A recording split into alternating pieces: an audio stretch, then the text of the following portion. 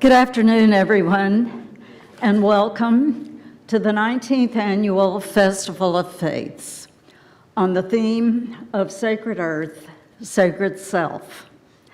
My name is Kathleen Lyons, and I'm the Executive Director of the Festival of Faiths. To begin with, I want to thank our sponsors. Through their generosity, we are able to offer the Festival of Faiths and have been able to do so for the past 19 years. So we are indeed deeply grateful. Brown-Forman has been a steady sponsor, a very generous sponsor throughout our lifetime. We also want to acknowledge the generosity and the other help that's provided by the Archdiocese of Louisville. We want to mention as well Hilliard Lyons, Hospice, Norton Healthcare, PNC Wealth Management, and the law firm of Wyatt, Tarrant, and Combs. I think it would be appropriate for you to give these very generous and important sponsors a nice round of applause. Thank you so much. I want also to call your attention to two events that are new this year, of which we are very proud. We are live streaming all the events on YouTube and the YouTube site linked off of our website. So if you enjoy the program today, you'll be able to go home and watch it again and again and again. This is something new for us. Or if you have friends who've missed the events and you want to call their attention to them, they'll be able to watch them on the YouTube site linked off of our website. Secondly, we are conducting or trying to a zero waste event. That is to say that we are endeavoring to collect all of our recyclables and divert them away from the landfill to where they will recycle and do exactly what nature does. In nature's fabulous operations, there is never any waste because nature recycles everything. And while we celebrate Sacred Earth, we are doing everything that we can to take good care of the earth, for which we are so very, very thankful. The last thing, really, that I would like to call your attention to is the format of today's program. Shaykh Hamza Yusuf will give an address. He will be followed by Rabbi Joe Rapport, who will serve as moderator. He will make comments, and then there will be a question and answer session in which everyone can either comment or raise questions. I think that concludes my opening remarks, except I've saved the best till last. It is my very distinct honor and privilege to introduce to you Mayor Greg Fisher, who will introduce our speaker. Mayor Fisher.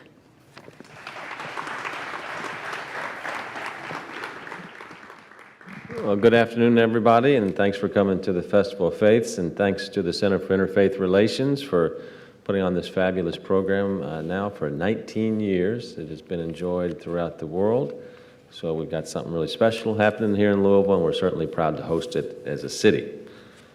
So today we have a very interesting, stimulating conversation that's going to take place. Our moderator is Rabbi Joe Rapport, who's one of our great citizens here in Louisville. The rabbi is the senior rabbi at the temple, where he has served since 1988. He's a graduate of the Hebrew Union College in Cincinnati and holds a PhD degree in American Jewish history from Washington University in St. Louis. We all know that he's well studied, including at the Hebrew Union campuses in Los Angeles and in Israel. Both at the temple and within the community, Rabbi Rapport is an educator and humanitarian on many levels, from middle school through adult education and the university level as well.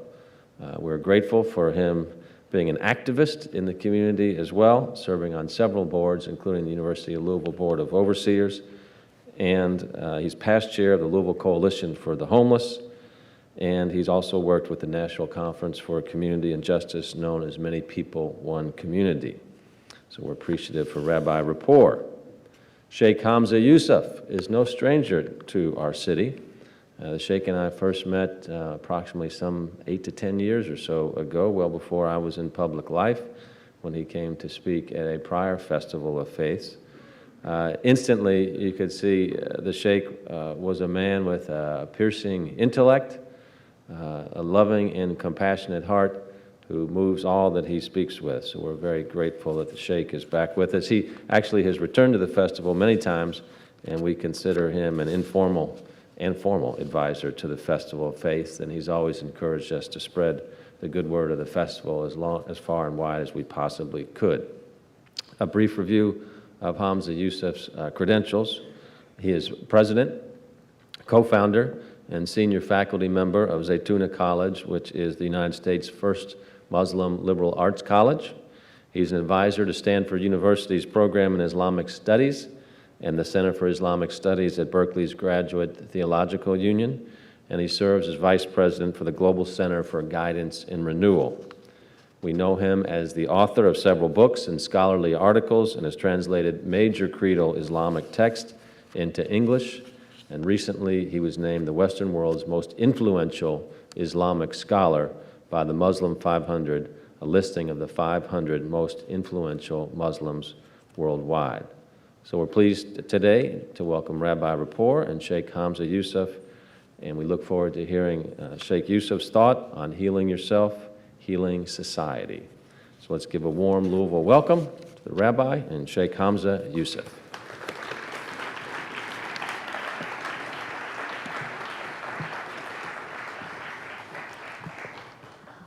We initiated a habit last year that we're very fond of and that we would like to adopt as a tradition at the Festival of Faiths, and that is a tradition of beginning each session with a 3 minutes of silence, during which time you might engage in leaving behind what you brought into the room and clearing your mind and heart to take in what you will be receiving in the room. So just for 3 minutes, let's prepare ourselves for the wonderful event that is about to take place.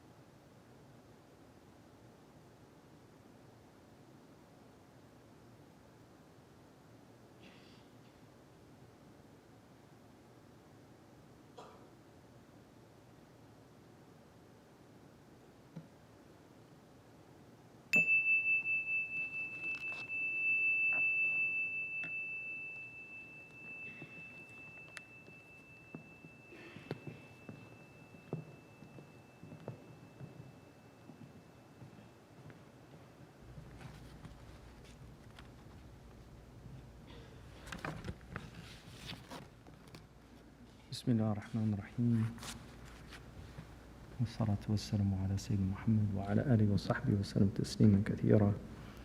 In the name of God, the merciful, the compassionate, prayers and peace be upon all of our prophets.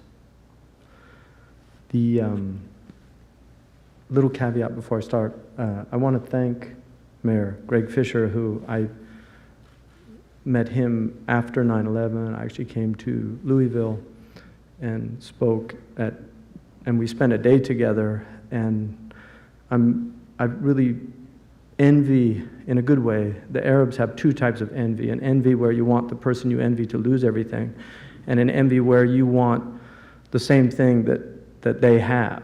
So it's the second type of envy that I'm talking about. They actually have two different words for the meaning, but I envy the city of Louisville that it has a mayor like Greg Fisher who's committed to compassion and reintroducing compassion as an idea, a political idea. A lot of people might be familiar with Aristotle's theory of stasis and the reason why revolutions happen, and we're living in revolutionary times, places like the Middle East, Crimea, other places. The reason revolutions happen, according to Aristotle, is that philia breaks down, love breaks down in a society, and people lose the compassion for the other. And this is one of the reasons why Philadelphia, which was the original capital of the United States, is the city of philia. It's the city of brotherly love. And so to reintroduce that into politics, I think is really important. It's not spoken enough.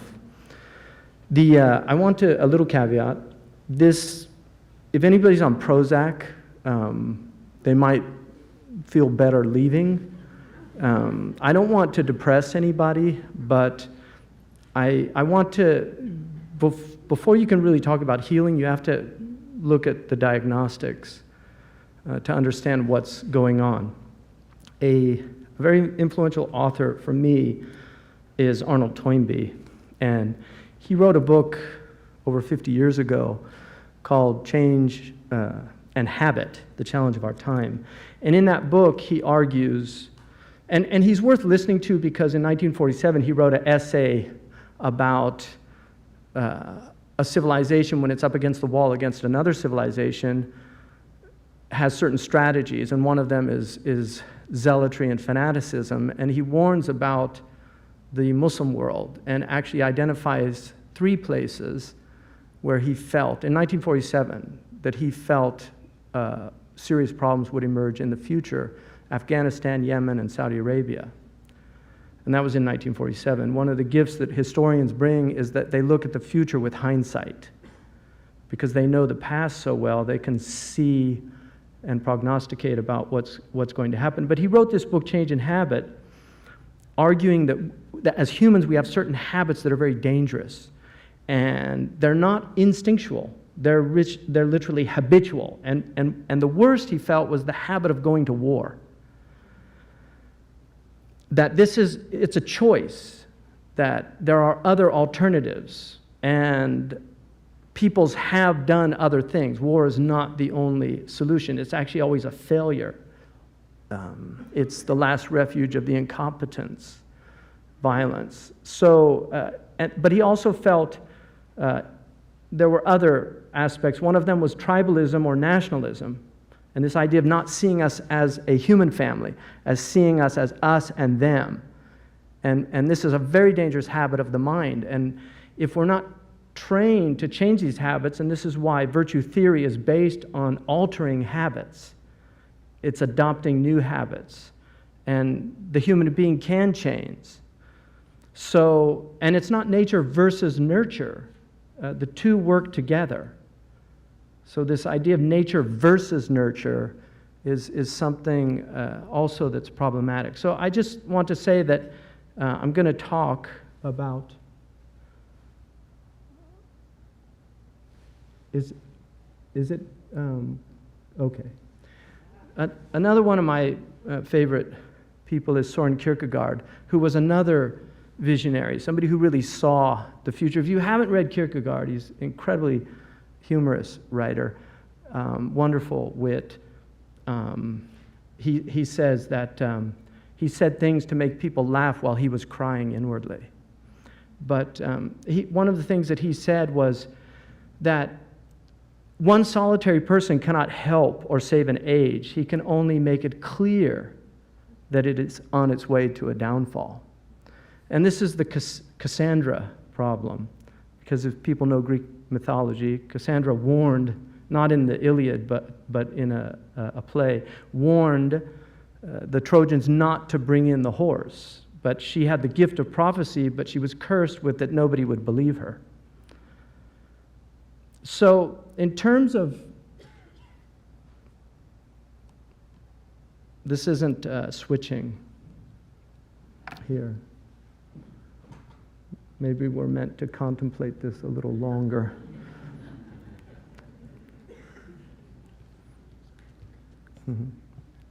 Yeah, technology is such a... Yeah, okay, now we're okay, thanks. So, the purpose of human existence, I'm going to speak from my tradition. This is the Festival of Faiths. So I'm going to speak from my tradition, but I think this could be shared by many peoples.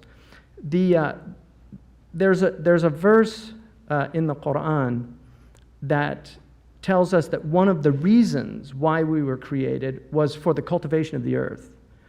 That the verse says that it was God who brought you into the being from the earth and settled you therein to cultivate it. Sta'marakum fiha. So imara is cultivation, and it indicates a lot of different things that humans do. And this is why anybody who's involved in cultivation of the earth in a positive way is fulfilling a divine purpose, whether they believe in the divine or not. That they are fulfilling a divine purpose. And this is often lost on religious peoples that are working from a provincial tradition and not recognizing that everybody is here for a reason. The second is the purpose is actually to worship, to adore the Creator, and this is obviously from the Abrahamic traditions, that I only created unseen beings and human beings to worship me. And then finally, stewardship, the idea of being caretakers of what we've been given. This is called the Khalifa, and the Khalifa is one who stands in place. And the Quran tells us that God said, I'm placing in the earth a steward, and a steward is one who acts on the behalf of another. And so this is divine stewardship. And then David, we're told in the Jewish tradition, that David, we have made you a steward over the land, judge fairly between people, do not follow your desires. It's a really important point about this, because stewardship is corrupted by following desires, and lest they divert you from this divine plan. And so the question is, how are we doing as stewards of the earth, if this is really one of the reasons why we're here? So just to look maybe at some of the signs. I trained in the medical profession, and we always take vital signs, and we also assess orientation. So you ask somebody what... I was working at the time when we didn't have a president. There was that little interregnum period where we didn't know who was president. Was it Bush or Kerry? So we couldn't really ask them who's president. But you ask a patient who's president, you ask them, where are you? Who are you? So you orient them to time and place, so you can see, do they know? One of the verses in the Quran says that corruption, and the word is fasad, has appeared on land and on sea because of what people have earned by their acts, to make them taste some of what they have done, that they might turn back. So the idea of when we do things in the world that are dangerous and negative, then we get this repercussion. And the reason for that repercussion, it's actually a mercy, because it's letting you know that you need to turn back, that you're doing something wrong. And so you cannot go out and sow corruption without having the corruption come back at you in what, in economic terms, is these externalities, for people that know that term. These are the negative consequences of economic production. So if you have a factory, the factory doesn't intend to pollute the river, because it just wants to produce whatever it's producing, but that's a negative externality. You also have positive externalities. So one of the signs of the latter times when it's gotten too much, the Quran says that men will cry out and say, what is happening to the earth? On that day, it will tell you all because your Lord inspired it to do so. So the word in Arabic that's used in the Quran, which is fasad, is rottenness, spoiledness, corruption, decay, decomposition, putrefaction, depravity, wickedness. So it's used for, like when food goes bad, the Arabs say fasada, it's gone bad. But they also use it for a person when they've gone bad. So something has gone wrong. And pollution is the undesirable state of the natural environment being contaminated with harmful substances as a consequence of human activities. So the state of being polluted. It's also defilement.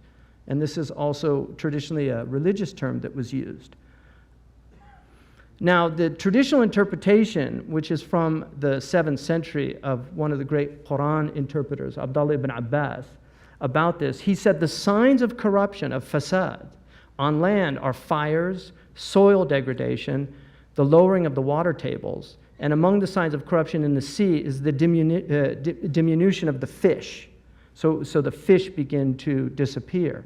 So this is 7th century. And you will actually find in Chinese manuscripts from over 2,000 years ago the problems of pollution. These aren't new problems, and societies have had negative effects on the lands that they were in. But in my own, I'm coming from the West Coast, one of the things that we've seen is a lot of fires. And I don't know if people know about the fires that are happening all over the planet.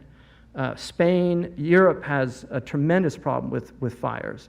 But we see a lot of fires, and you can see the increase that's happened over time here, just from 1980 to 1989 to 2000, 2010, and we lose firefighters, people go in. One of the reasons is because of the climate change that's happening, so it's increasing this risk. And then wildfires are projected to burn more land as temperatures continue to rise. So you can see the projected increase here on the west coast on the west side of our country. Another aspect is the air pollution, and it's extraordinary how many people suffer around the globe from air pollution. Mexico City has a huge problem with asthma. We have actually high mortality rates in major cities because of the pollution. We're actually finding also a lot of contamination in our bodies. So this is a major problem. This is China, where a lot of people are forced to wear masks because the pollution gets so bad. And then another aspect here is soil degradation, which a lot of people are unaware of this. I think people here, I mean, I'm obviously speaking to a lot of people that are aware of these things, but a lot of people are not aware of the real crises that we're seeing in soil degradation. Soil is a very thin layer. It takes millennia to produce topsoil, and it can be lost very easily. And I mean, obviously, we have hydroponics. We have other ways of growing plants. Plants actually don't need soil to grow. And hydroponics, they began studying hydroponics in the 17th century. But it would be an immense loss to our species because we have incredible problems with water as well.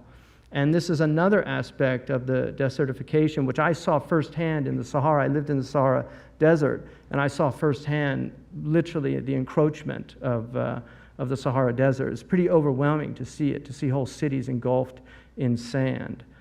So overall, this is what we're seeing, and this is what our scientists are telling us. We don't need apocalyptic prophets now to talk about these things. We have our scientists telling these, and it's an important reminder that the earth is not just for human beings. One of the verses in the Quran is that it's God who spread out the earth for all living creatures. It literally says lil anam, and the anam it literally means all those that sleep. So it's all sleeping creatures. It's a place where you should feel safe and secure. It's a place of repose. You can't sleep unless you feel safe or secure. And many of the animals are suffering. And I've mentioned this before, but one of the intriguing things to me about endangered species is it's not the cockroaches that are going extinct. It's not the rats or the mice. They're actually thriving. But what's going extinct are these animals that historically, in many traditional cultures, they use them as names for their children. They're the animals that embody noble spirits, the eagles, the lions, the tigers, the wolves. One of the real tragic aspects, I don't know, people might know about the doctrine of signatures, but there's a traditional belief in medicine that things that look like things are good for them. For instance, in the Arab tradition, cashews are very good for memory, according to the Arabs. If you look at a cashew, it looks almost like a hypothalamus, which is where memory is located in the brain. So if something looks like something, if you cut a carrot, you can see an eye in the carrot. So carrots are considered good for eyes. Well, there's an Asian belief that the rhinoceros, you can use your imagination, is good for people that are would otherwise use Viagra. And so, unfortunately, the rhinoceros, an extraordinary animal, is literally being wiped out because of this desire for people to use this aphrodisiac. Virginia Gray Henry published a wonderful book, which was written in the 10th century, about the animals having a lawsuit against humanity. So they actually come to court and demand that the human be taken to task for wreaking so much havoc in the natural world. It's worth reading. But then we move from the land to the sea. And I could talk, there's a lot of other things happening, and many of you are aware of that. You know about the mountaintops in Kentucky and many, many other things. But I don't want to, I just want to give an overview here. But the oceans also, amazing what we're seeing in the oceans. The Gulf of Mexico, the repercussions of that are just overwhelming. The people that are suffering to this day, there's a lot of immune diseases that have occurred, a lot of people really suffering, and the BP cleanup is far from over. I mean, the effects of that are massive on the planet. So oil is another major problem. And then this is obviously, again, the animals just really suffer when it comes to this. So, and then burning off a lot of the oil, which is also another real source of pollution. It's interesting that right now,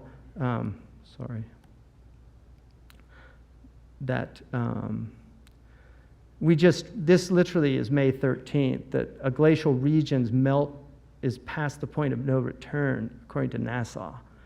So these things are happening like right now, and our scientists are confirming these things, and it's overwhelming for people. It's very difficult to process these things. When I first read that 90% of the fish were gone, I thought that was it just seemed so crazy. And I sat next to a man on an airplane who happened to be a marine biologist, and we started talking. I asked him about that. I said, listen, I read this in The Guardian. Is this true? He said, well, it's between 85 and 95%. So we kind of took a middle number in there. And I said, well, what do you think about that? He said, keeps me up at night. One of the things, and this is really important about the acidification, so I want you to just see, is this going to work for me? Okay, so I'm not getting the actual video, because this had video. I guess they didn't hook up the video for it. Anyway, the ocean acidification, which is a result of the pollution, we have acid rain, our oceans are becoming more and more acidic, which is very interesting, and I'm going to get to that why. Our emissions of carbon dioxide are causing our climate to change. And too much CO2 in the atmosphere will also alter the very chemistry of our oceans. When carbon dioxide dissolves into seawater, it forms an acid. Just a small rise in the acidity of seawater, combined with climate change, may leave coral reefs, the most biodiverse habitats in the ocean, struggling to survive.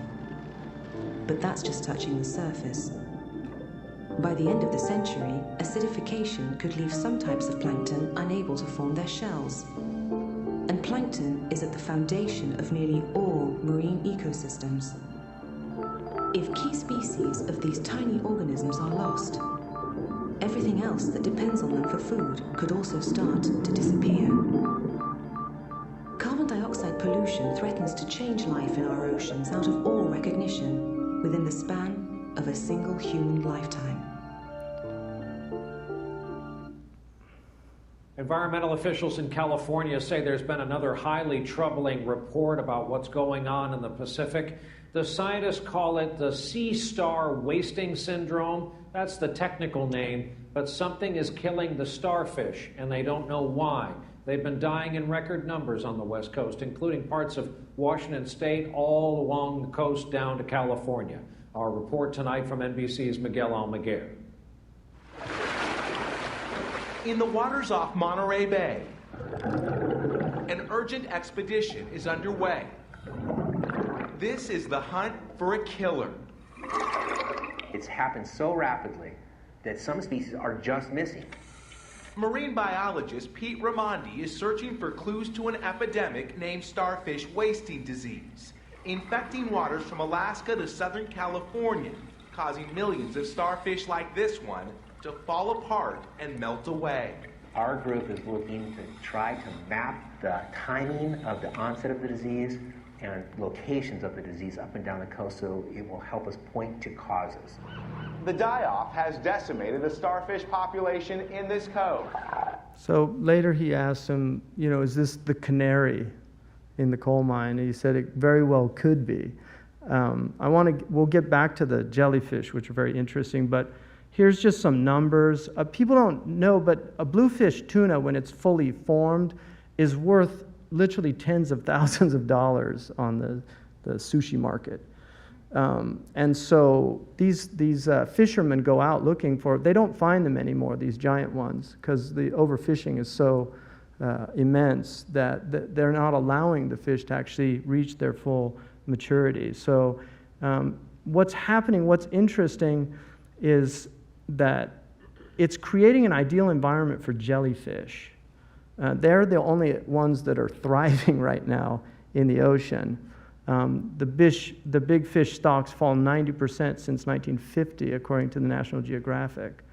So, the jellyfish are thriving, which is really fascinating. I read this book, Stung, and it was a really devastating book written by, she's the foremost expert on jellyfish. And jellyfish are fascinating. They're toxic. What I find interesting is the ocean in traditional cosmology is consciousness, which is why Robert Frost has a wonderful poem about why we look out at the ocean. The land varies more, but we still want to look out at the ocean. And we can't look out far and we can't look in deep, but that doesn't prevent us from looking at the ocean. The ocean is, in cosmology, it's consciousness. And the fact that all these great fish are dying off, the whales and the dolphins, but the jellyfish, this spineless, brainless predator, all it does is consume. It's just a spineless, brainless consumer. And that to me is just such an amazing statement about human consciousness. And are the jellyfish taking over our minds, our consciousness? Are we becoming human jellyfish? And believe it or not, all over they're having jellyfish warnings because they're really thriving. And the woman who wrote that book, Stung, says it's way past. This was a wake-up call a long time ago. And they literally have shut down aircraft carriers because there's so many jellyfish pods out there. So now, what are the roots of this crisis? At the heart of it is the modern doctrine of the consumer. Now, what's interesting to me is that the consumer, in Old English, meant the devil. He was called the consumer because he consumed the souls of people. And consumption was a name for the wasting disease in the 19th century. It's what killed people slowly. And so this whole idea of, I shop, therefore I am, shop until you drop, the one with the most toys at the end wins. This idea of just shopping, this was actually done to us. And I would recommend people reading William Leach, the land of desire, because he takes a period about from the 1890s till the 1930s and shows how our society was turned into a consumer society. It was conscious. It was done because they could produce a large number of goods and they wanted people to buy those goods. So we have to understand that this was something that was done to us, that people were not always consumers, that I've lived in cultures where they recycle everything because it's just simply, that's what they do. When I lived with the Bedouin, they use everything, literally. They don't throw away anything. And now they're starting to get these throwaway items, and so you're seeing garbage everywhere now in the Sahara, just plastics. In fact, Mauritania, and I'm proud to say this because I'm an honorary consul of Mauritania, but Mauritania outlawed plastic bags. It's a 1-year prison sentence to use plastic bags. And the reason that they did that is because so many of the goats, the livestock that they depend on, were dying, and they didn't know why until they found out they were eating the plastic bags out in the desert, and they were getting these intestinal diseases and dying from intestinal obstruction. And so the government outlawed the use of plastics. And again, this is where a government makes a choice and does something. So, in the 1530s, consumer was one who squanders or wastes. So it had a negative connotation. The Quran says that people boast, I have squandered great wealth. And this is conspicuous consumption. I'll get back to this, but another major problem is the war economy. And this is where we, especially in the United States, where we have, we talk about budgets and making cuts and welfare mothers, and nobody wants to talk seriously about this obscene armaments. We were warned by Eisenhower as he was departing, after spending his life serving the military and working with the military industry. He warned us about this new phenomenon, the military-industrial complex. And we have to recognize that the type of budgets that this country has for military spending are obscene. They are obscene. And it's money that could be going to much, much better things. This is the result of the aerial bombing that happened in Germany. And this is why we have to end war as a species. We have to recognize it is an obsolete way. Clausewitz, the great war strategist from Europe, said that war was just the extension of politics by other means. So war is a political act, because in politics you try to get things done. When things aren't getting done through the traditional means of politics, then you use violence to get them done. It doesn't work anymore. If it ever worked, it's arguable, but it does not work. This is a scene from Syria. So it's going on now. It's still happening. And these are the budgets. If you look at education compared to military spending, it's insane. I mean, Pakistan spends so much on the military. Some of the Gulf states have budgets. Saudi Arabia has a budget it's the 7th largest military budget after India, a country of 19 million people. Why? Because they're subsidizing Western industry. It's as simple as that. They don't use it. When the Gulf War came, the Americans came and other people. So why are these obscene budgets being used? And then we don't want to deal with this, but this can't go on either. Our prophet actually predicted that the time would come, he said, when the liver of the earth would vomit forth. And he said that it would be like pillars of gold and silver. And the one who kills, on the day of judgment, he will come and say, this is the reason I killed for? And then the one being killed will say, this is the reason I was killed? And the wars, if you read Daniel Yergin's book, The Prize, the 20th century was wars over oil. And oil is the blood of our technological society. It is the blood. And it's more precious than human blood for a lot of people.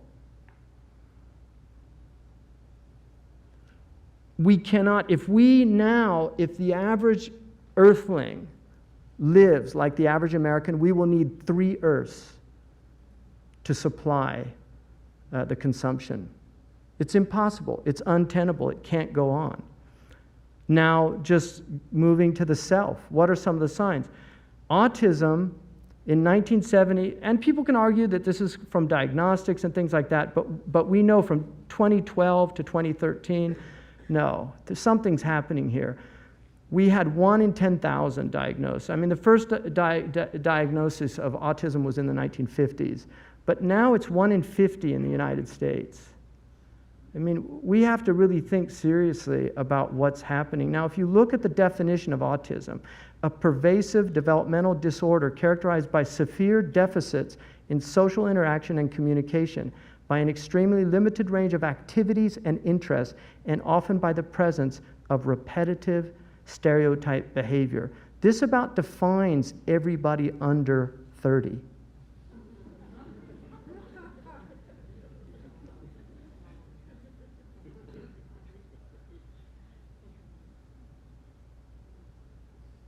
I mean, we have to really think about what's happening to our young people that are growing up with this technology.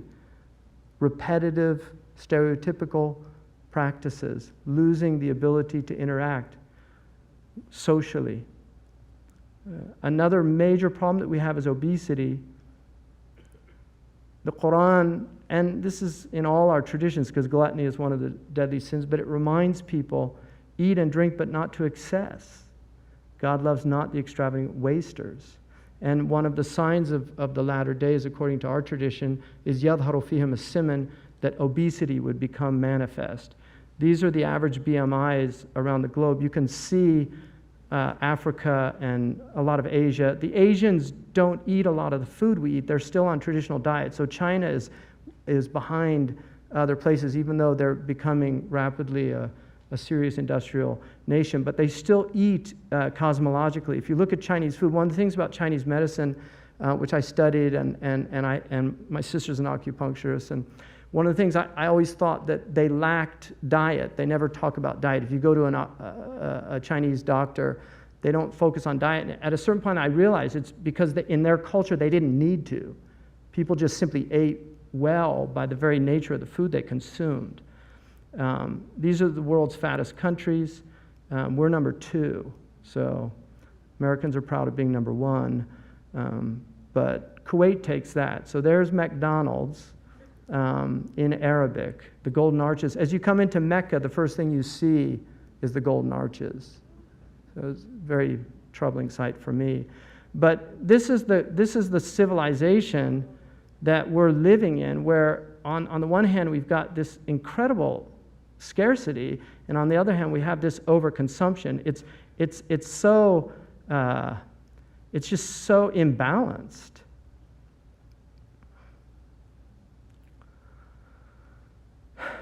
And there's a tradition that we have from our prophet that a believer will not go to bed satiated knowing his neighbor is hungry. And that's any neighbor of any faith. Diabetes is a really important problem now that's globally. This is extraordinary what's happening. But I want to point out, in traditional cosmology, what happens inside of us happens outside of us. If you want to know why the oceans are acidic, it's because we're becoming acidic. Literally, we are becoming acidic. The world manifests our states, and that's why knowing our states is so important, because how we are, how we behave, what we do, all of this is going to be reflected in the world. The macrocosm can only reflect the microcosm. And so the acidosis of the oceans is related to the acidic levels that are happening. People are moving away from the natural state, which is an alkaline state, and moving towards an acidic state. And this is what happens when, by 2050, 1/3 of Americans will have diabetes at current rates. And if you look, there's a relationship between carbohydrates and hydrocarbons. There's a relationship chemically. So what we're using, oil is like sugar. We're giving the earth diabetes. It's becoming acidic. Our soil is becoming acidic, and our oceans are becoming acidic because we're using cheap energy. Sugar is a very quick energy for our bodies. Oil is a very quick, easily digested energy for our machines and for heating our homes. And so this results in this acidic state. And this is what diabetic acidosis is related, as far as this is my belief, that it's related to the acidic state of the planet.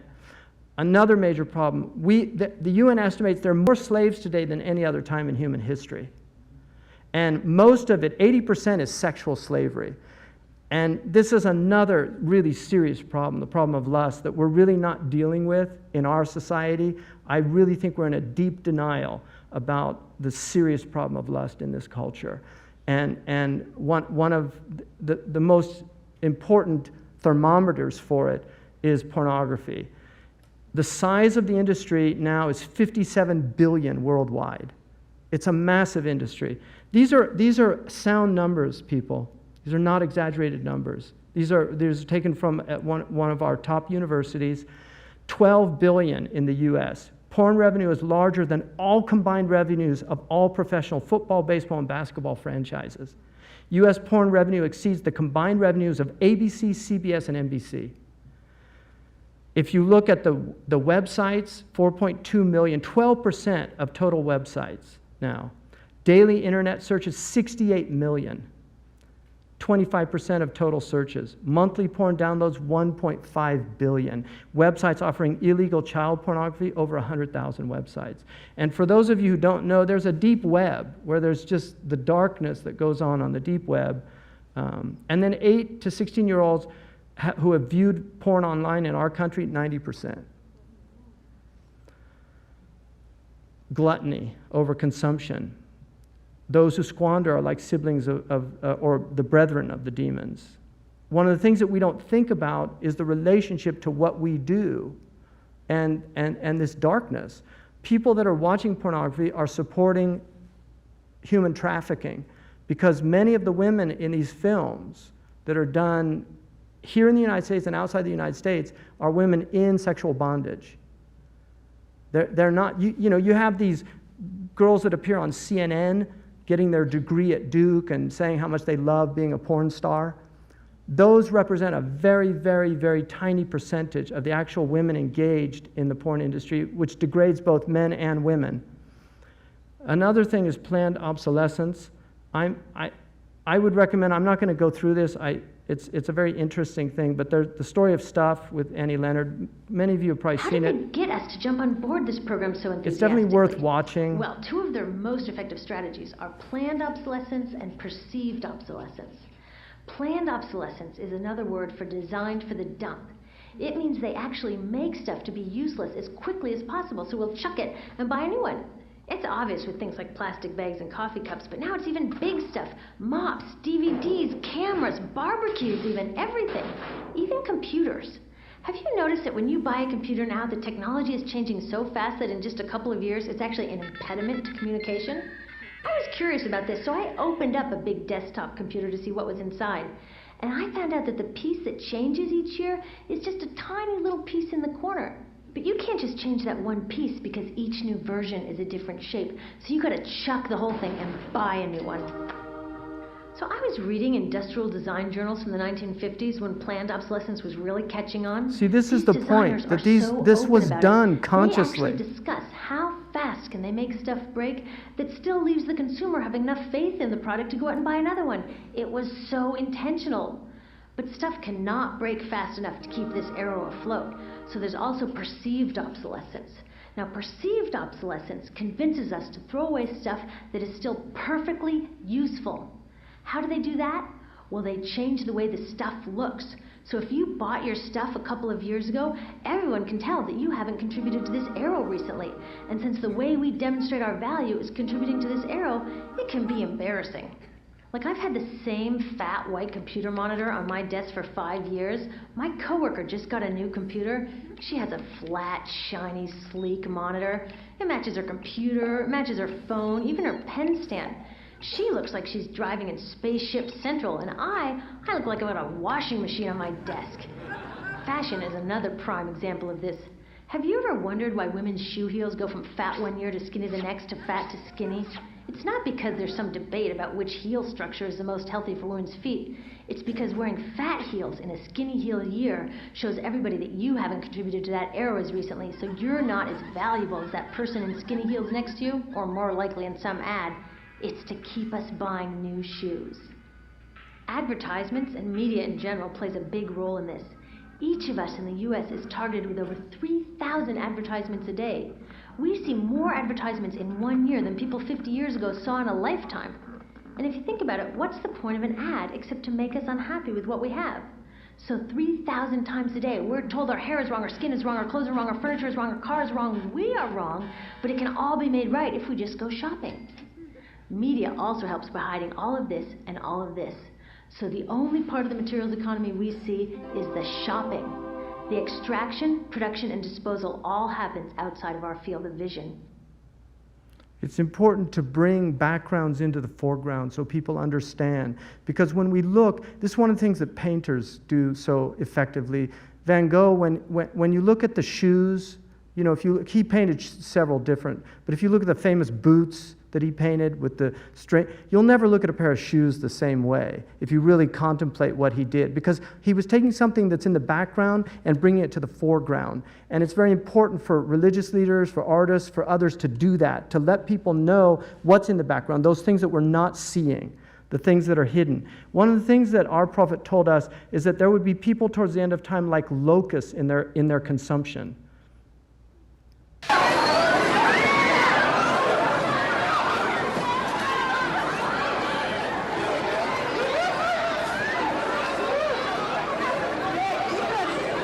Every year we have martyrs to consumption. There are people that die on these buying sprees. Every year this happens in this country. People literally die because they're trampled to death because of these things. But another aspect that we don't think about is just garbage production.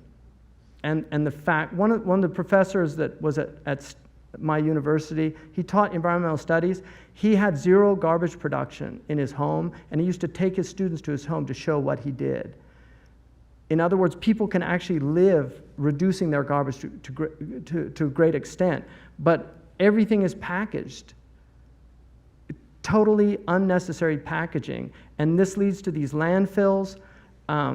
It's beyond belief what's happening, and again, who suffers? The animals. They eat this stuff. When everybody lets off those helium balloons go to the ocean, they eventually go down, and turtles swallow them. They get the obstruction. So these simple things that people are doing without thinking. And now we have the Great Pacific Garbage Patch, which is bigger than the size of Texas. It's a huge, massive swell of garbage in the middle of the Pacific Ocean that, because of the tides and currents, it all tends to go to this one area. Now, there's a verse in the Quran. The angels ask God, and obviously this shouldn't be taken like a literal type conversation, but the angels ask God, when God created man in our tradition, the human being, how can you put someone therein who will cause damage and bloodshed when we celebrate your praise and proclaim your holiness? So the angels were asking this question. And there's a reason why the commentaries give. I'm not going to go into that. And you can certainly see that the incredible amount, over almost 200 million people were killed at the hands of other people in the last century, the 20th century. And we came into the 21st century with a lot of hope, but it begins with 9/11 and then these terrible wars that have affected us. But the response that God made was, "Inni a'lamu ma la ta'lamun." I know what you don't know about the human being. And this is what we have to keep in mind. I put these pictures up because these are my personal teachers. These are people that I studied with.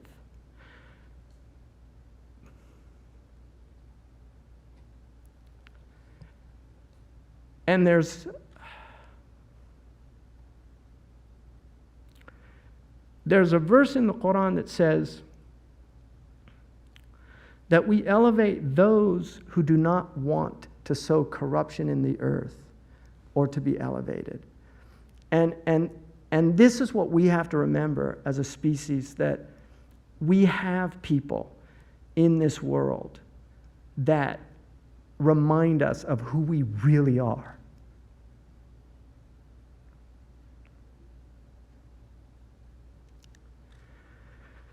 We're not jellyfish.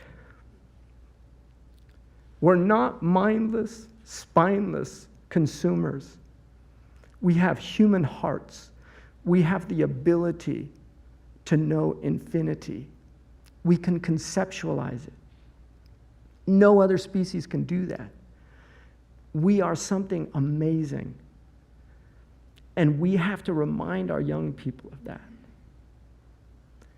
Lost in this world of false idols, of images of women that are so degrading. They are so degrading, and I don't need to name names because you know them. You see them on the television. You see them on the covers of magazines. This is not who we want our young girls to grow up emulating.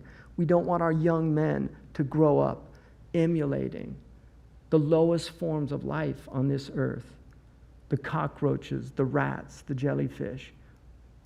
We want them to soar with the eagles. And that's what we're here to do and to remind people.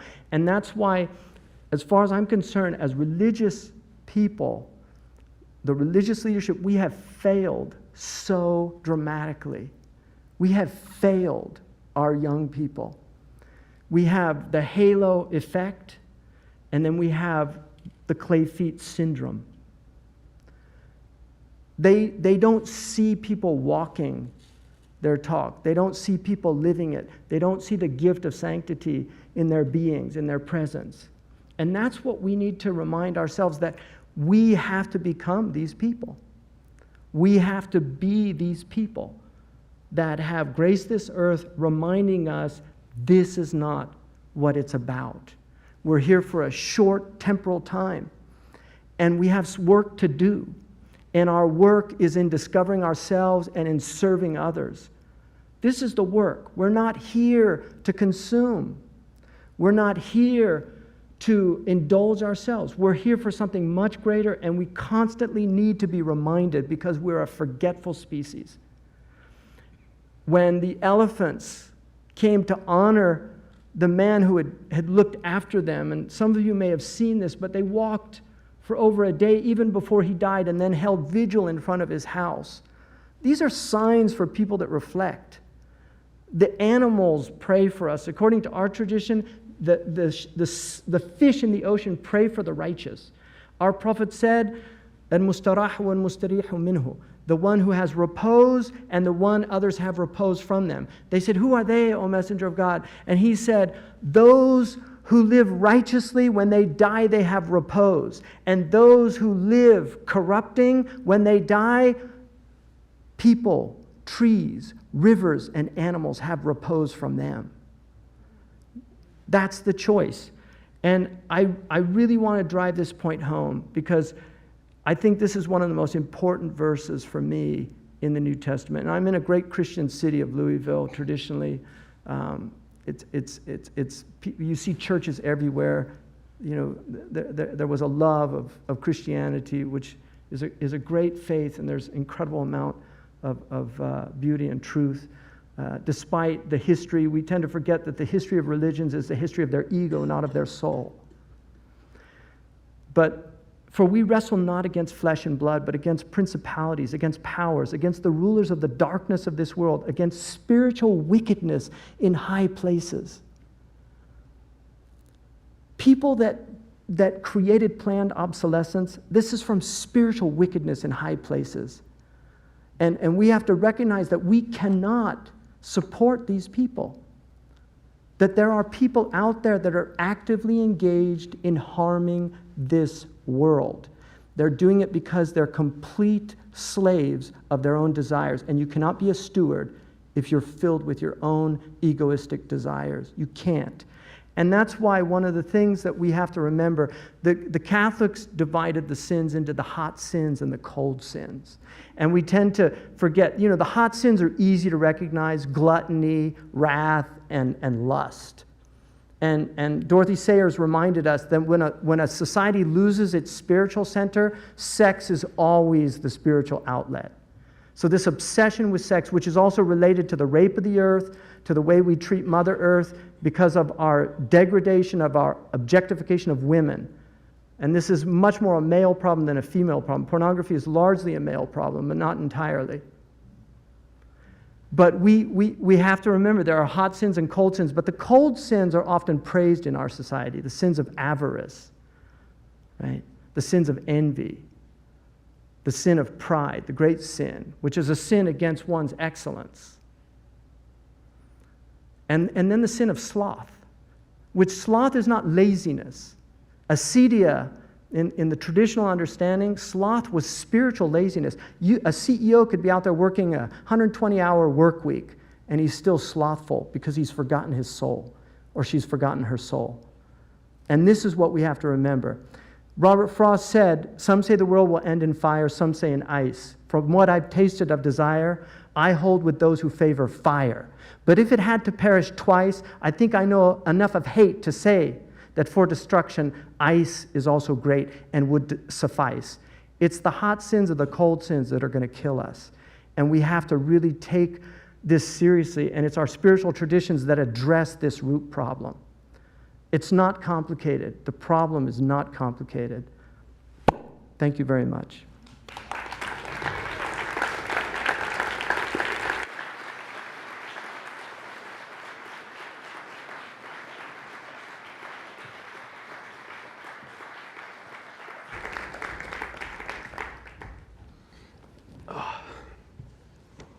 That was really remarkable. Thank you. It opened a lot of eyes, both educationally and particularly your ending in our recognition of the spiritual that lies beneath that. Just to remind everyone, as we come out of the sort of the highness of that encounter, the plan from here is that we have about an hour to spend together. And I was asked to do just a very brief kind of a response myself, which is basically really just wending some time for you to be thinking about questions that you'd like to ask. Because what we'd like to do with most of this time is just have an open dialogue with Hamza on some of the things that he's presented today, and maybe some questions that you had in your hearts and things that you wanted, or things that you wanted to share. So I'll do about 3 or 4 minutes here, my own kind of response to these challenges from a specifically Jewish perspective. And I have questions I could ask. I was scribbling notes, but we'd really rather listen to yours. So be thinking about the questions you might pose, okay? All right.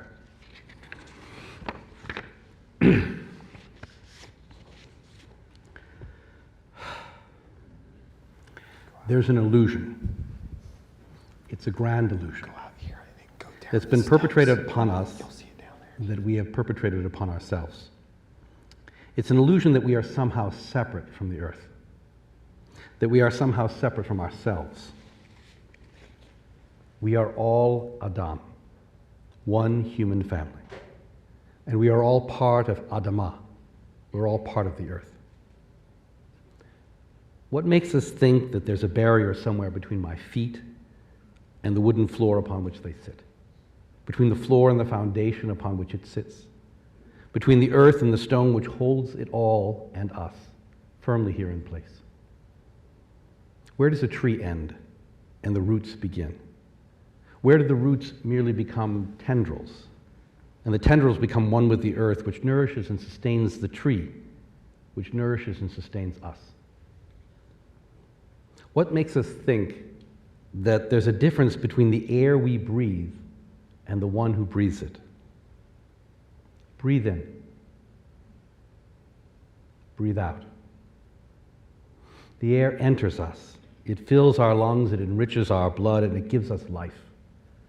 We breathe it forth and we return it to its source, as trees and plants breathe in our breath, enriched and sustained by our souls, which have been added to this breath of life. What makes us think that there's a difference between Shaykh Hamza Yusuf and myself and yourself? A difference between all the children of Adam, all the children of God, all of us precious parts of this earth, Adamah, which we must all share. We are one, you and I. We are one, all of us here in this room. We are all the children of one Creator who has placed us here to help build a world that is one, as God is one. And there's an illusion that stands side by side with the first, that in order to be one, we must all be the same, that to be different from one another makes us somehow other. We've been taught this truth, as if it were truth, for so long that we've come to accept it, and to feel that those who are like ourselves are like. And we've come to fear those who, upon the surface of their likeness, seem unlike us.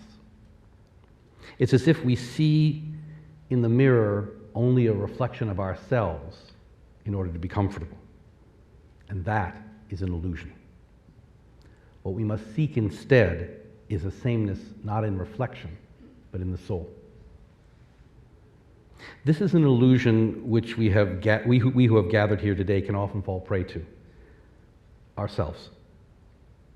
We gather as a people of faith, in common cause and common action, with common hopes and dreams through which we seek to find common elements and common paths.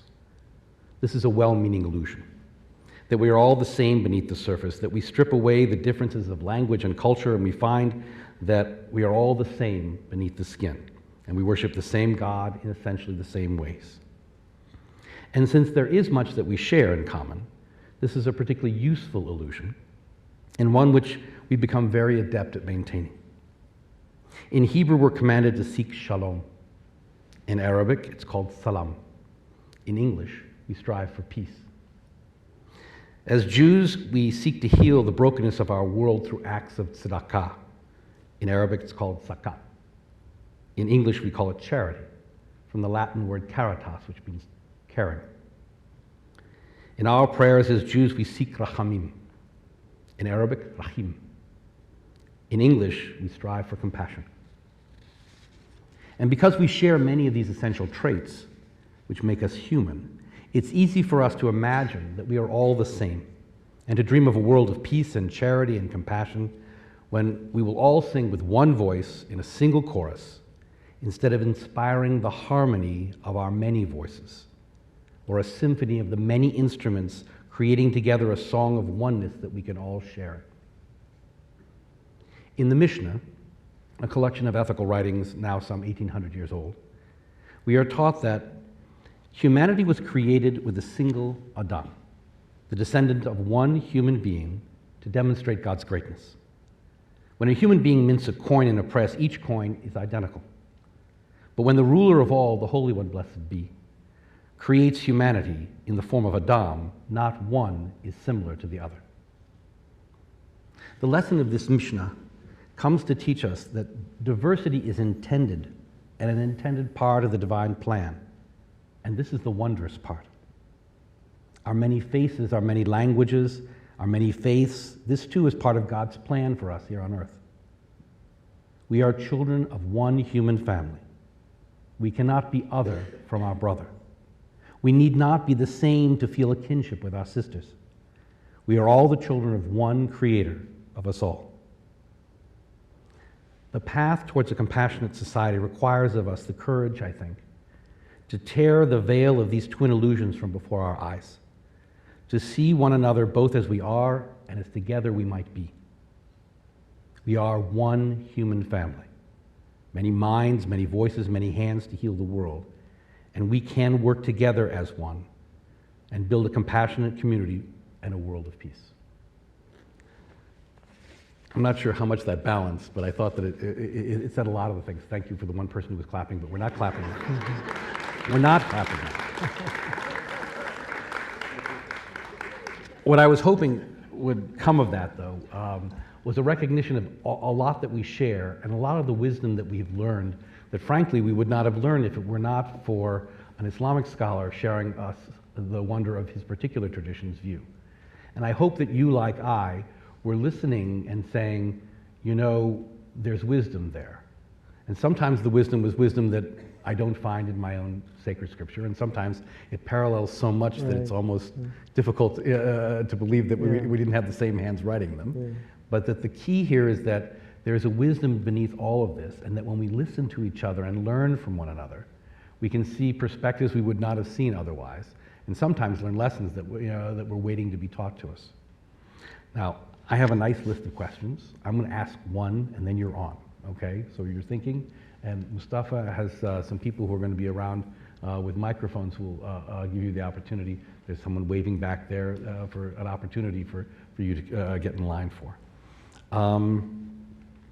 The place I thought I'd start, just to give them a chance to consider, is with a wisdom of the Jewish tradition, a midrash, a legend. It's from Kohelet Rabbah. It says that God created Adam as the last of all the creations, and then toured Adam throughout all creations so that we would truly appreciate the wonder of the gift that was being given us. And then God said, "This is given to you as a gift. Care for it, for if you do not, there will be no other to be received." And there's a sense there, I think, that we've lost, perhaps, of the religious and spiritual obligation to the earth. I feel like we get caught up in the scientific conversation of, global warming, or climate change, and arguing back and forth about how fast, and human deliverance. And it just occurs to me that polluting the earth is a bad thing, and that if we just recognize it's not complicated. Right, that beneath that there's a spiritual thing, and that's what I really got, I think, mostly from. Well, for me, one of the things that, every time you go into these places where they give you these throwaways and then you throw them away, you just have to, this kind of Kantian thing where think if everybody did that and it became a universal fact. Because not everybody's doing it. Like there's places where it's amazing how little garbage they produce. Yeah. Right, and Aboriginal people, I lived with Bedouin, spent a lot of time with Bedouin. And Aboriginal people, and it's a nice word because it means, in Latin it's the idea from the original people, ab origin, it's out of the first people. And the word Bedu, which is what they call themselves in Arabic, means the first people.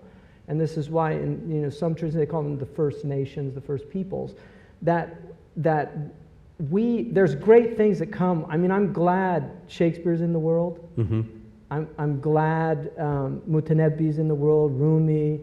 I think a lot of people, feel like the world would be less than it is without Bach or without, and some people without, Lady Gaga, there's whole slews of people that just get something out of the artist, So, but all of the things that we love about civilization, the question we have to ask ourselves now, is it all worth it?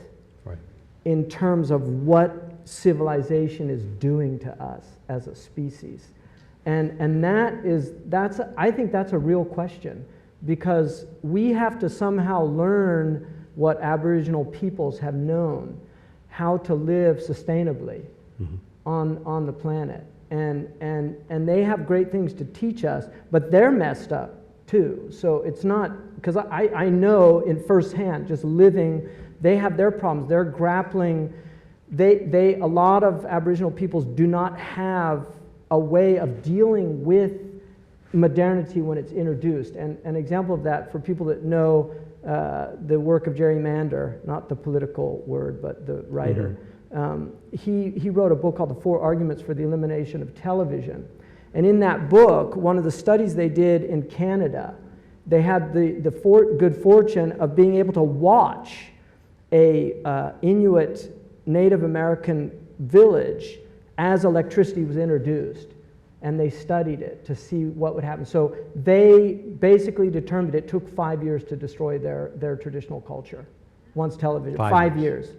And I saw that firsthand in Mauritania, because I lived with Bedouin. I was in a town that had no electricity. Every night it was literally chanting.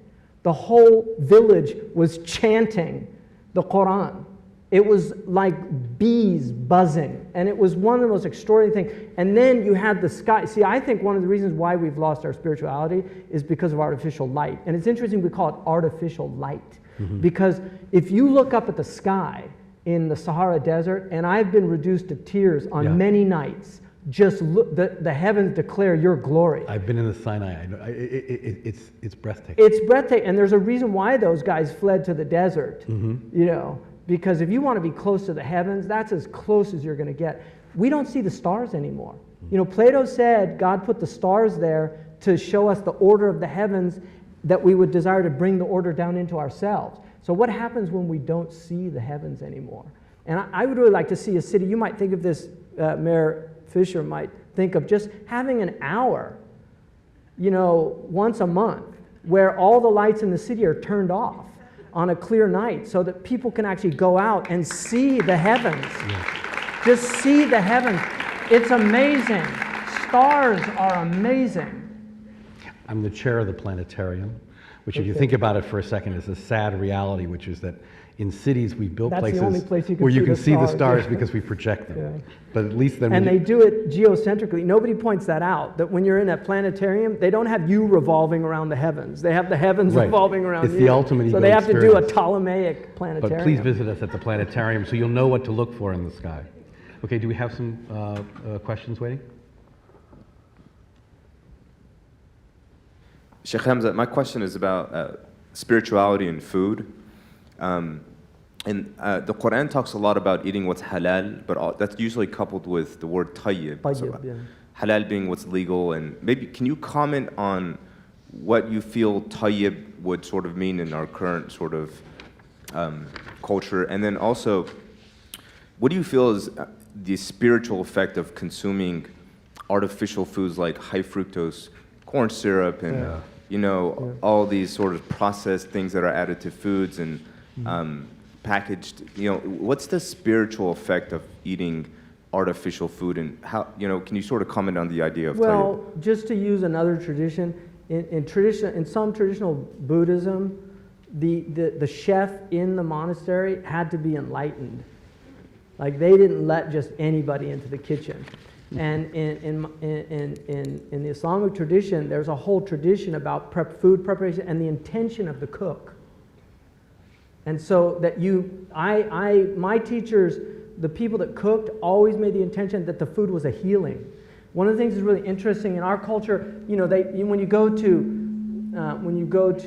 they don't teach grammar anymore, so people use transitive verbs as intransitive verbs. But when you go to a restaurant, they say enjoy, right? Enjoy is, I guess you could make it intransitive, but you usually enjoy something. But here it means the food, but they just say enjoy.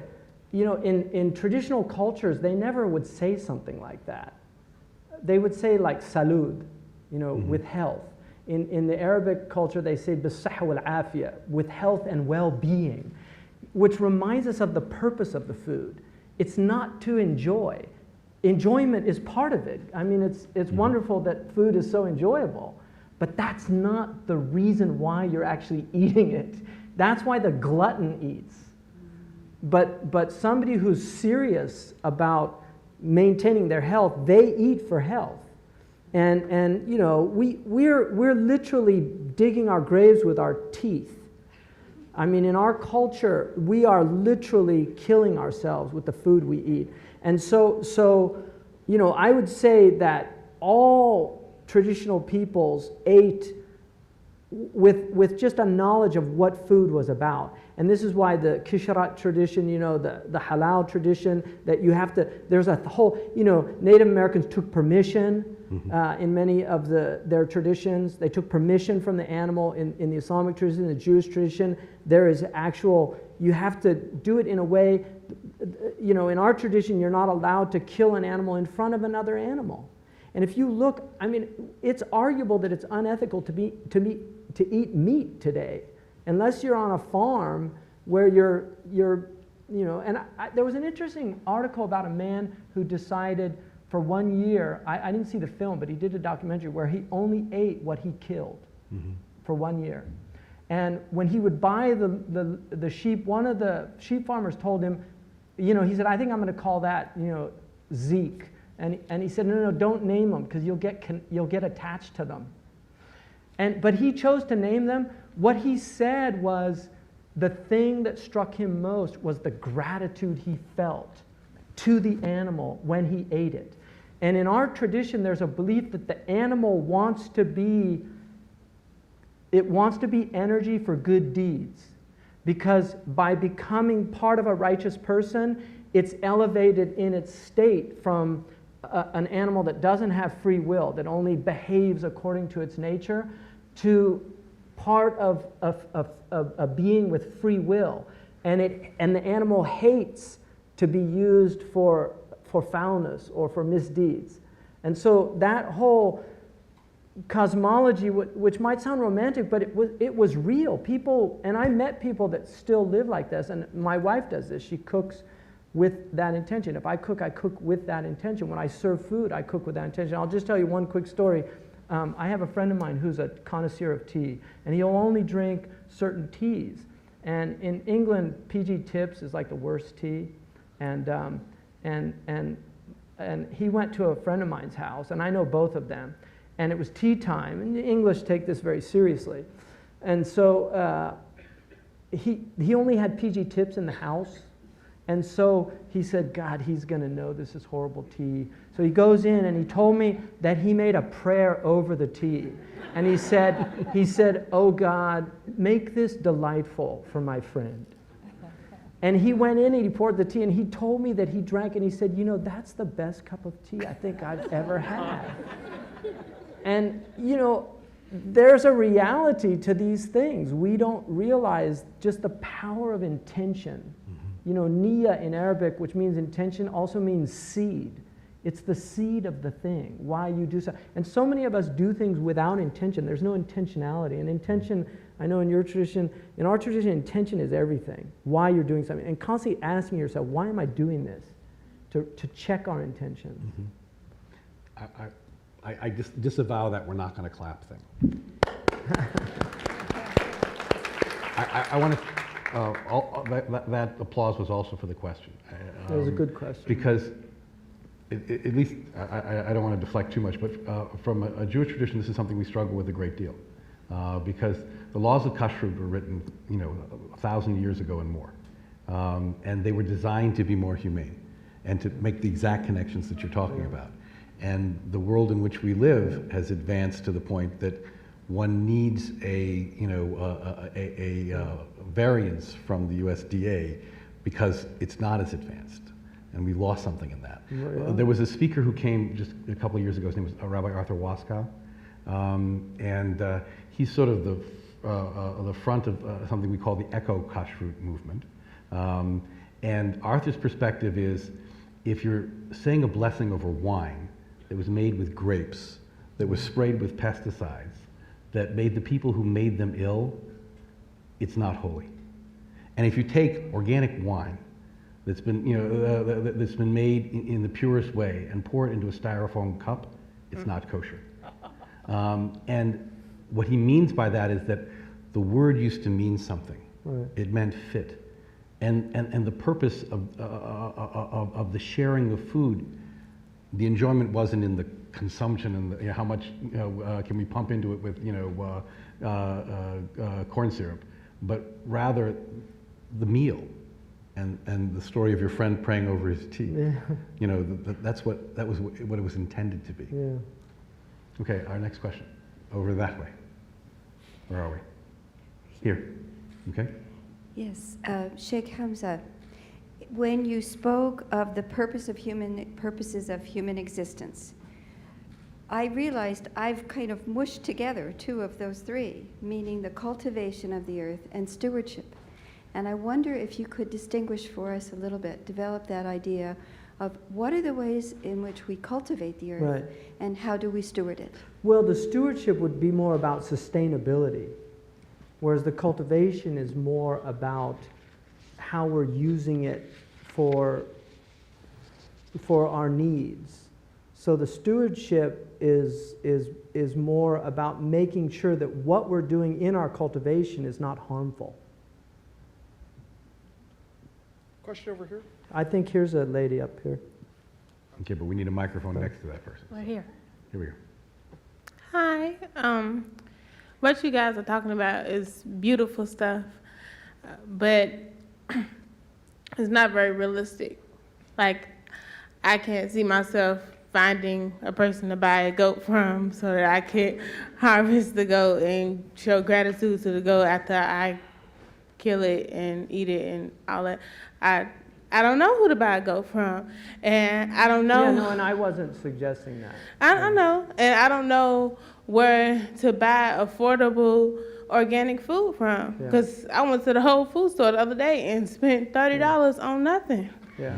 And no, and this is one of the big finding it, throughout the community is a real challenge. So I want to know. You're bringing up a really excellent point. I want to know how. This is a really excellent point. It's the incredible discrepancy we have between much of like the fair trade movement, which I feel is a lot of it is upper middle class luxury, the ability to assuage our own personal guilt and things like that. But that's not why I would promote it, because I think it's important to take positions about these things. In terms of disenfranchised communities, underprivileged communities, the disparity, which I was highlighting in that picture of starving kids with these completely overweight kids. I mean, one of the problems that we have in this country is that processed food is incredibly cheap to buy. And the reason that, all processed food came out of war. The Americans in World War II learned, margarine came from Napoleon. They needed butter for these troops. So we tend to forget that processed food is actually a direct result of war, because they needed to feed these armies as they were moving. And so in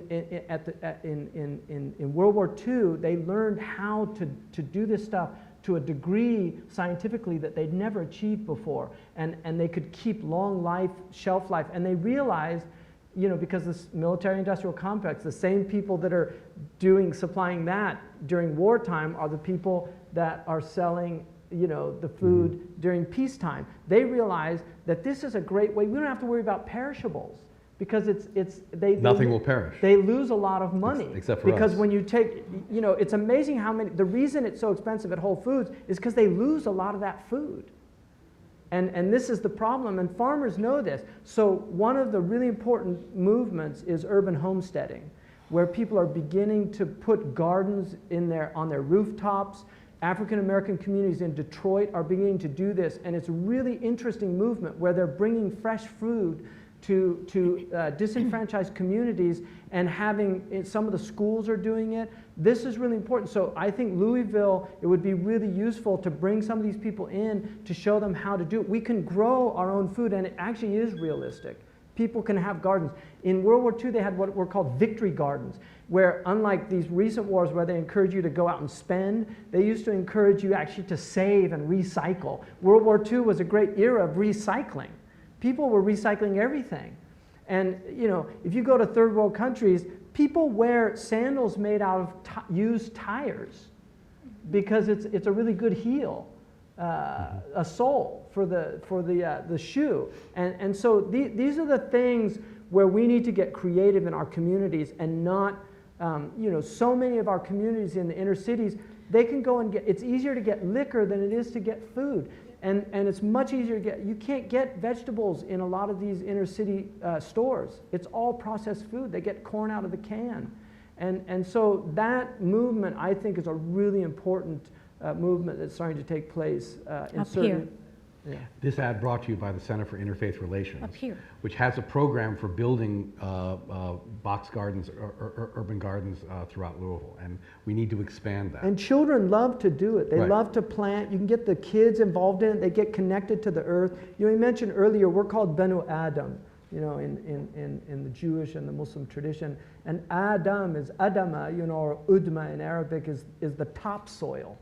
And in our tradition, the reason he was called Adam, and really it's the first Adam had the male, female, and then it splits into the two of Adam and Eve. So the first Adam the first creation was the human being, you know, which was, but the reason it's called topsoil is because we're told that Prophet Muhammad ﷺ said that God took white soil, black soil, brown soil, all the different colors of the topsoil in the world, and put them into Adam so that all these colors would be reflected in his creation from all the soils of the earth. We have the same story. We probably borrowed from you. Well, you know, look, the Prophet Muhammad, you know, people say that Islam, a lot of it's just from Judaism, but the Prophet Muhammad, the Quran says, you didn't make this stuff up.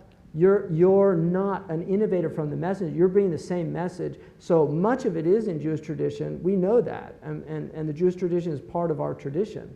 So, and there are many, I mean, all my tafsirs are filled with midrash and you know, the Gomorrah story. It's all in the Islamic tradition. They never shied away from that. I mean, we had rabbis that became Muslim. There was interactions between rabbis and Muslim scholars, and so these are all, this is wisdom. It's just hikmah, you know, hukmat. Hukmah. Yeah. So this belongs to everybody. Thank you again for putting this a very practical thing. And if anyone's interested, a great organization called Youth Build Louisville will help you build that garden. Yes, they'll help you build that garden. And if there's a community center there's possibilities. And it's amazing how much food you can get out of a very small. Yeah. Over here. I want to thank you for what you said about human trafficking as a 21st century outrage. An estimated 20 billion people are affected by it. I want to say the good news about it, just as a little bit of a commercial. There's an organization called SOAP, S-O-A-P, Save Our Adolescents from Prostitution, headquartered in Columbus, Ohio. I am part of the group, and we go before large sporting events like the Super Bowl, NCAA, Kentucky Derby, World Equestrians, and we meet in hotels all over the place to provide literature, photos, and soap with an 800 number to go in every hotel room in Louisville, in Columbus, in New York, in LA, wherever. We did it, I participated twice in Louisville. We did it before the truck show in Louisville, and 90% of the hotels accepted the material. The good news is that it's working in lots of places. During the Super Bowl in New Jersey, 16 teenage girls were rescued because of soap, and 400 volunteers covered New York and New Jersey. In Indianapolis, the Super Bowl, 2 teenage girls were rescued.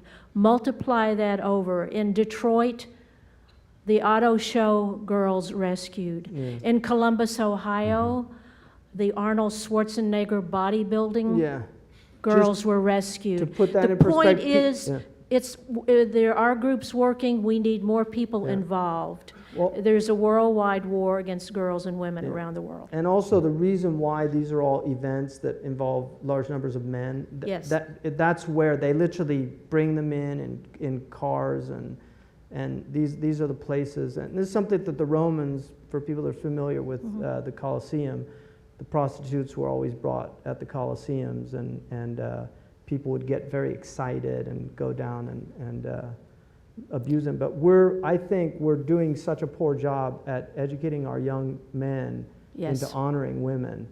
And that's something, I have 5 boys, and I constantly bring that home to them. Never dishonor a woman. That women, that they're gentle beings, they're easily seduced. And men know this about women, because women are trusting, and when a man tells her certain things, he has the keys to her heart very often, and too many wolves out there really prey on that knowledge. I mean, there's books out there of how to seduce women that are now bestsellers. Thank you very much. It's a little hard for me to see, but we have over here. So I see these slides and I hear these facts, and they're very disturbing, of course, and they should be, to my soul. And so my question is, what kind of daily practice can I do? I do things with my deeds. You know, I own a farm, and I am trying to help that part of the world. But in my a daily practice that you would suggest that could help, because I do believe in intentions being able to actually help these problems, but I'm up for suggestions.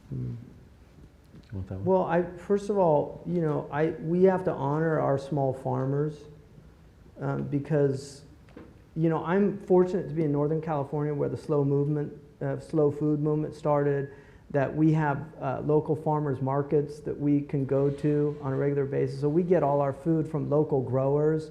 I would much rather support them than support, you know, even though, you know, Whole Foods has some pretty enlightened leadership there, but I would still rather support the local growers as much as possible. And I think that's something really important. So, you know, and people, you were talking earlier downstairs just about, you know, this loopy feeling about being connected to the land. But the truth is, farmers suffer immensely. The highest suicide rates in India are from the small farmers. They get them into these usurious debts. And we had, people remember the 80s crises, the highest rates of suicide were among small farmers. We're losing our small farmers. And agribusiness is taking over. And this is what I'm talking about, you know, these you know, the rulers of darkness of this world. You know, a lot of these people, and there's good people in that. I'm not in any way Manichaean. I don't, you know, there's good CEOs, there's decent people working, but these are soul-destroying institutions that we've set up. And so I'm not in any way, I'm not a revolutionary in that I don't believe in, you know, if we just can kill the evil ruler, suddenly everything's gonna, you know, be fine. It's not like that. And there's good people in Washington, D.C., there's good people in government, there's really amazing police.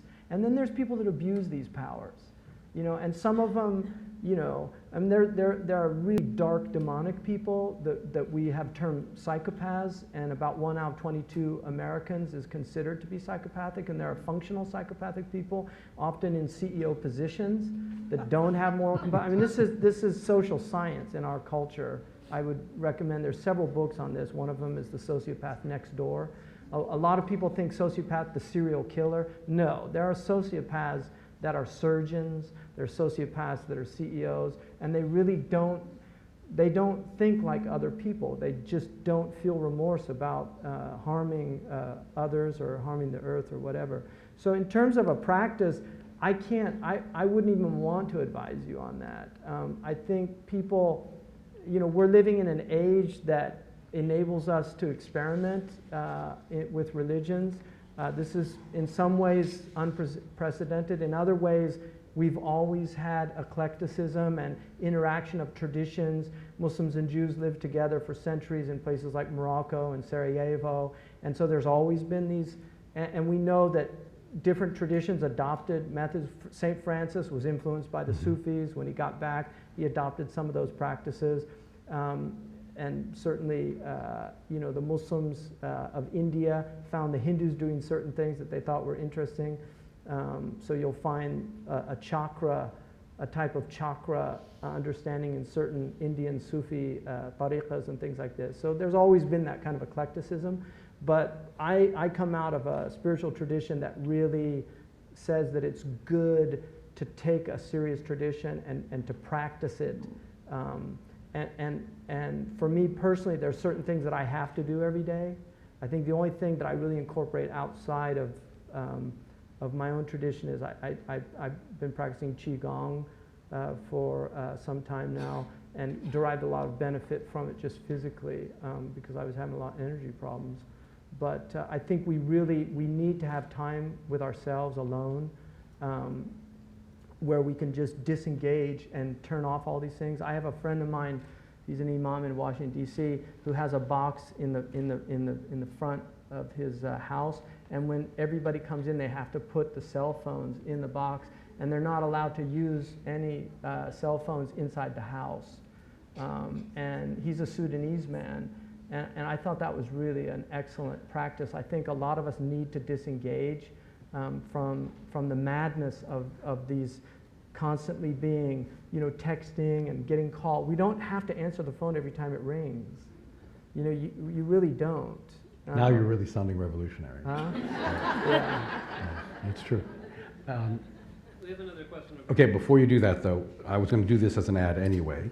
My best suggestion would be to come tonight at 7 o'clock, because from 7 to 9, Wendell Berry is going to be here with Gary Snyder and Jack Shoemaker. And Wendell is a phenomenal community resource for those of you who've had the opportunity. You know exactly what I'm saying. For those of you who may not, come tonight at 7.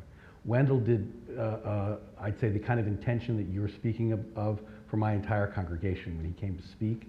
And we established a FarmWorks, a farmer's market that meets on, it comes to Temple Mondays and Thursdays. They're local farmers. And what he was saying was that we've begun to look at food. He'll say this better tonight, I hope.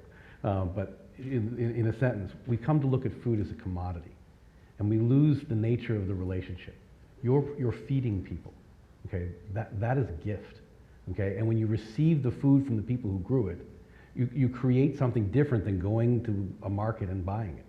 You're recognizing that the people who you feed, and we're recognizing who feeds us. And we create in that community. And I think what you're doing is that intention, honestly. But come tonight, it'll be wonderful. Okay, now a question. Where are we? Here.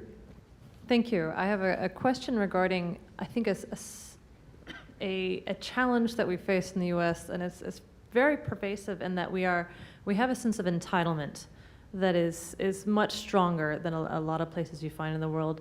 And what would be your response in sort of a spiritual sense to that sense of entitlement that I really don't have to do anything to change because I have earned what I have earned and I've worked hard for that? Yeah, wow. That was one of mine too. Yeah.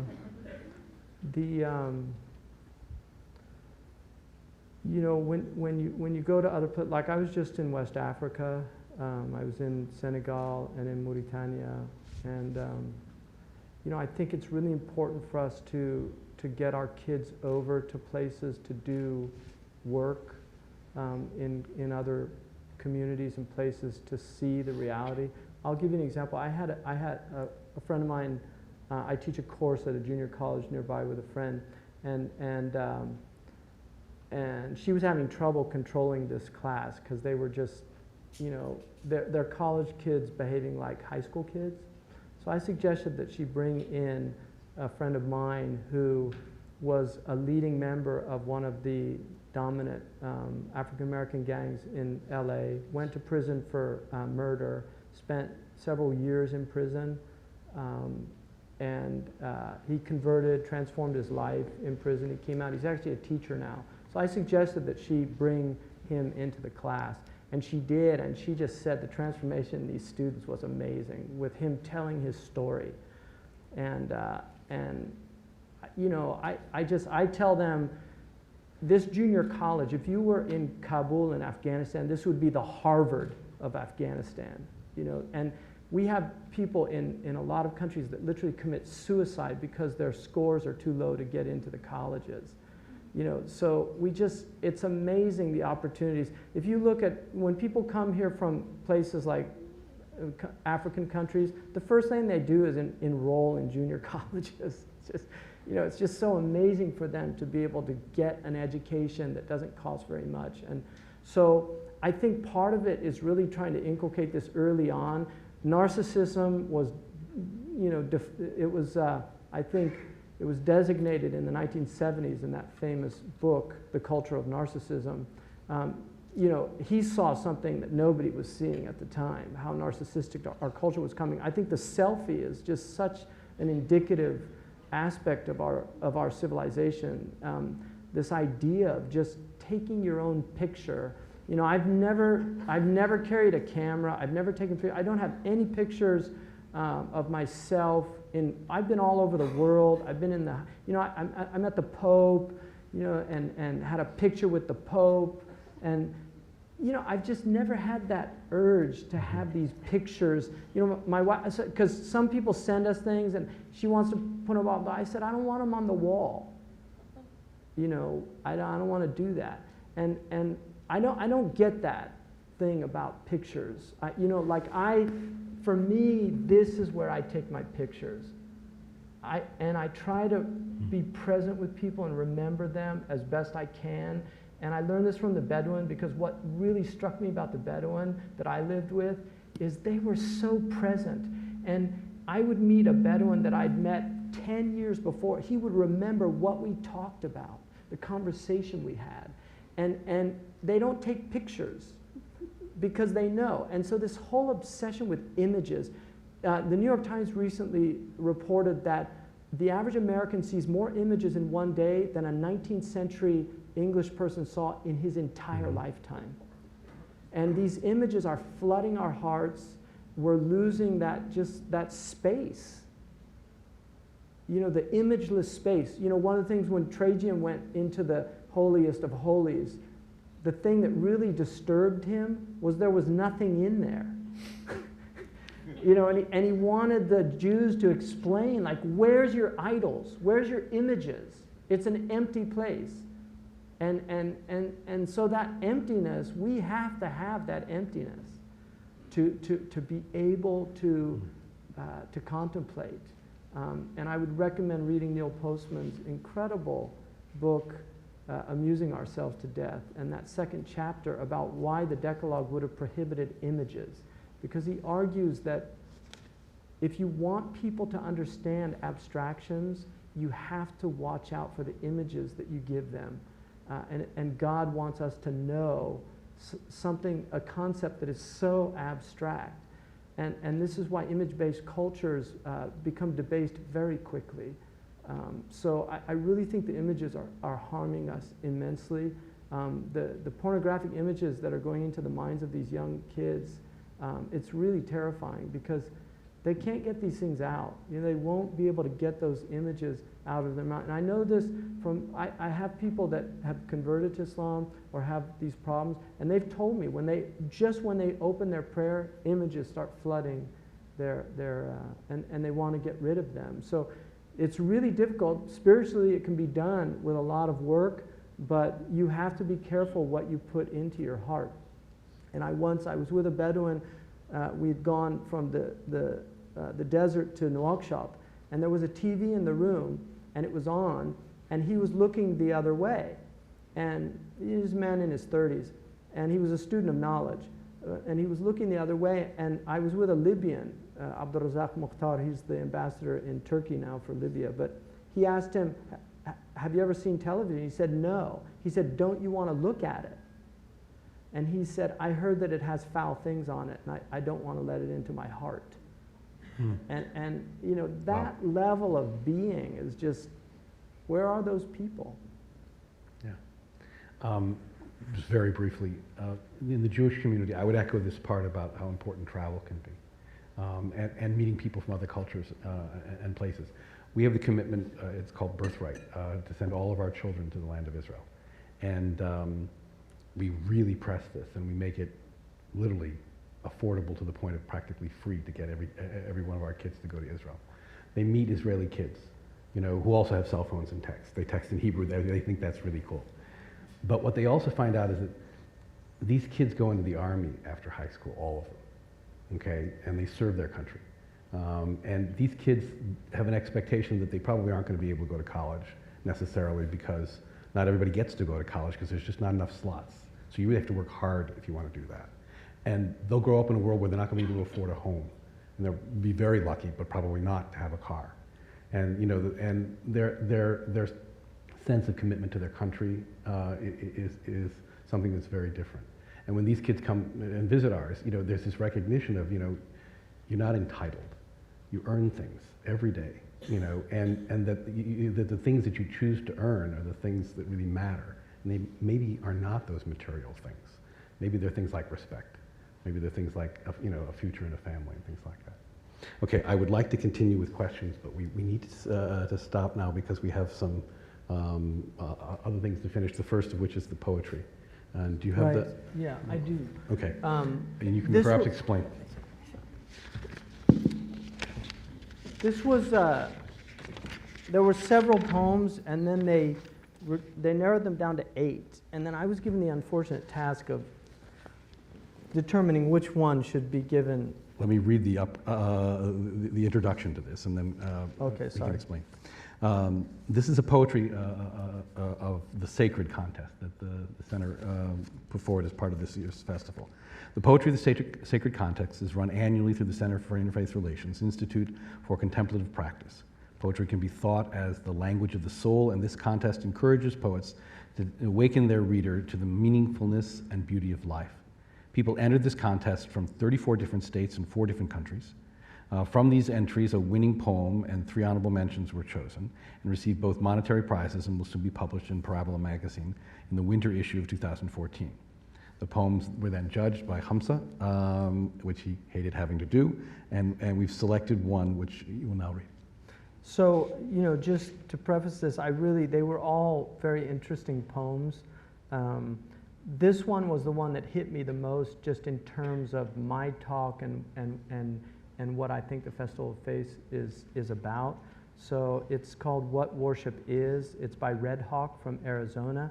I don't think that apparently he doesn't have internet access, which I thought was great. The other poems, the Pilgrimage to Mont Saint Victor was really, I really liked that. Prairie Hours and Hymn to Morning were the runners-up, and they were all good. And the other ones were good too. They were more depressing. But this one I thought really captured something for me. What Worship Is by Red Hawk from Arizona. At dusk, Cousin John is driving home when a rabbit darts in front of his car and is thrown, tumbling and spinning, into the tall grass beyond the shoulder. Now here is where John emerges from the pack of ordinary, brutish humans and assumes a form we barely know. He stops the car, pulls off to see. What harm he has done. I don't know anyone else who would have stopped. He finds the rabbit broken and thrashing, not yet dead in the tall grass. Goes to his trunk for a hammer, returns, and finishes what chance started. Then, with the claw part, he digs a shallow hole and puts the body in, returns, drives home. Heavy with sorrow, feeling remorse, having performed his humble sacrament to make right what has gone wrong in us, we have forgotten who we are and what we must do.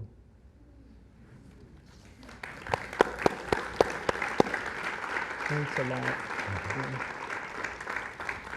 So just a few other sort of follow-up things. We'll be concluding now, but Hamza Yusuf will be in the foyer. We had a long conversation about the pronunciation of that word. There'll be a book signing there, as well as a reception with light food and drink. And we want to invite all of you to join us there. Again, Wendell Berry, Gary Snyder, and Jack Shoemaker this evening at 7 and 9. It's really a program I'm not going to miss, and you really shouldn't. It's going to be fantastic. And we will conclude, as we are in all of these sessions, with a moment of silence. And I encourage you in this silence to try to take in some of what Hamza has shared with us, and think in the ways that many of your questions did about how we can take these ideas and make them into spirit in ourselves and in practice in our lives.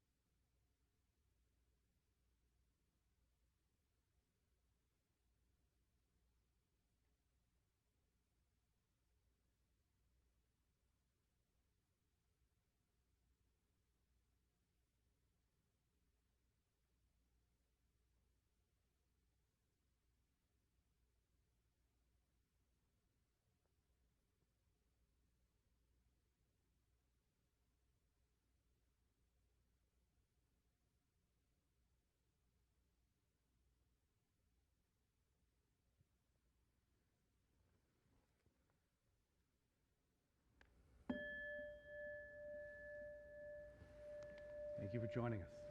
Thanks a lot. Appreciate it. Pleasure to listen to you.